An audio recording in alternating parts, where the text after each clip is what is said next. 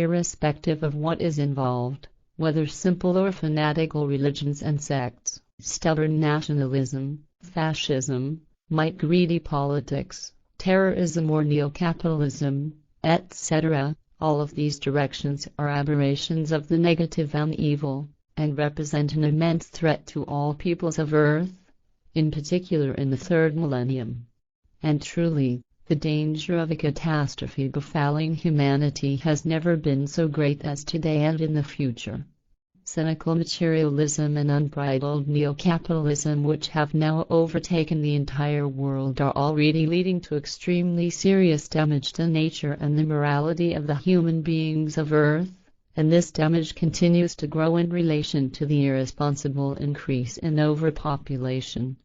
Things had already reached the stage when a clash of industrial nations could occur, something which can scarcely be stopped any longer, and will also cast the nations of the Third World into the same darkness. And if this happens, a third global conflagration will be imminent in whatever form it takes. Indeed, the human beings of Earth are well on their way to this. Therefore it is only a question of time and rationality as and when and whether it will actually occur.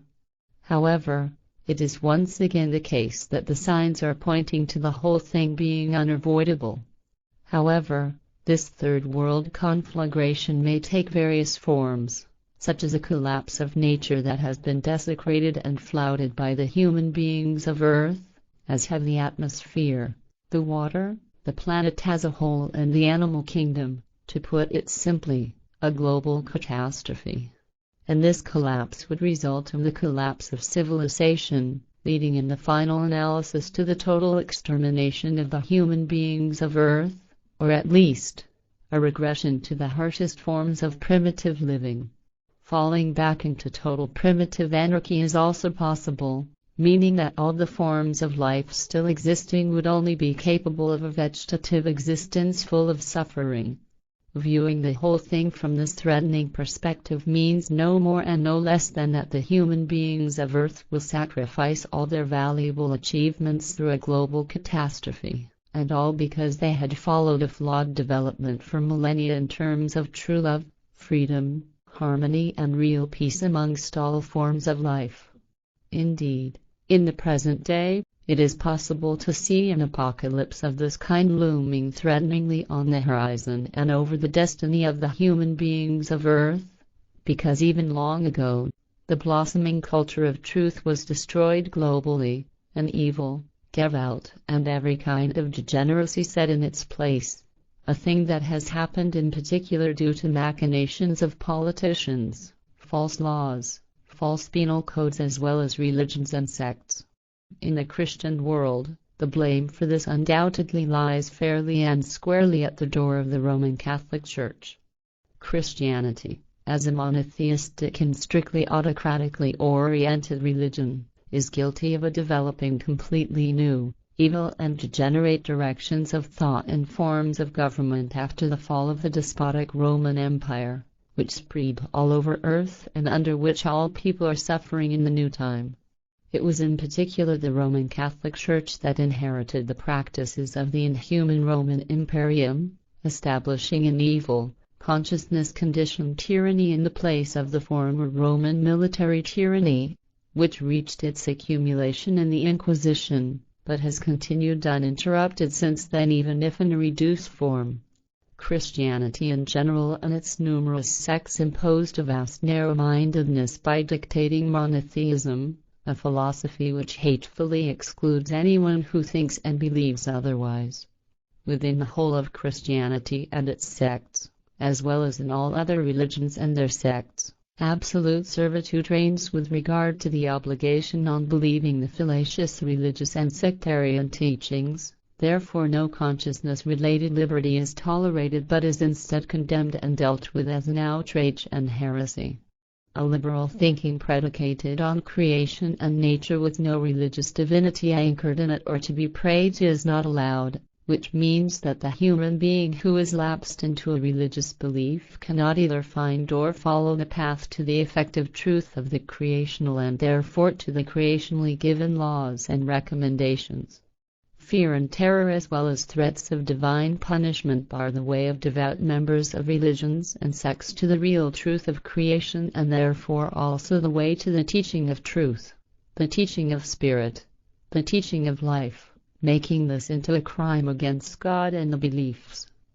The pernicious effects of Christianity and all other religions have been experienced by the human beings of Earth for millennia. However, in their religious and sectarian narrow-mindedness, they refuse to see and accept the terrible truth that religious and sectarian beliefs lead further and further from the effective truth.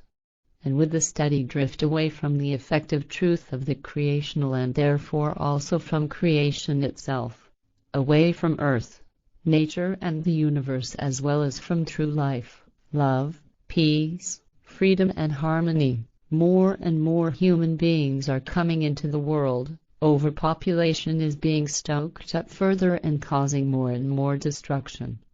Truly, the life of the human beings of Earth once blossomed at a time when everything was still largely in good order, when there were no religions, sects, false ideologies and philosophies, and neither were there any politics or imperial machinations by people greedy for might, and no degenerate materialism either.